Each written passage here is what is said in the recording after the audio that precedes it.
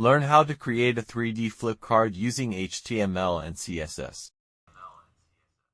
Here is our HTML code, where we have a div element with a class of flipcard, which contains an inner div called flipcardInner. Inside it, there are two sections. The flipcard front displays a heading with the text hover me and an emoji wave, while the flipcard back reveals a heading with the text awesome and a description explaining that this is a 3D flip card effect using CSS transforms. Now, we'll look at the CSS required to create this dynamic and interactive effect.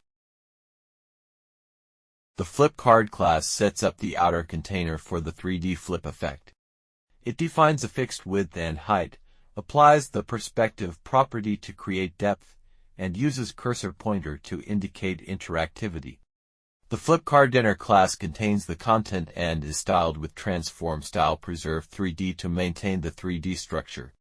It also includes a smooth transition effect for seamless flipping when the hover state triggers a rotate Y 180 degrees transform. The flipcard front and flipcard back classes represent the two sides of the card.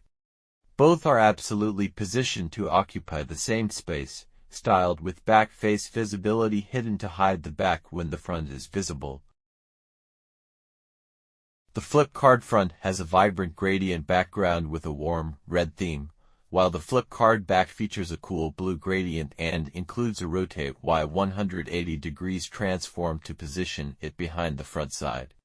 Additionally, the flip class enhances text elements within the card, ensuring readability with a font size of 20 pixels and a line height of 150%. These combined styles create an engaging 3D flip card effect that's visually appealing and user-friendly. Here is a live preview.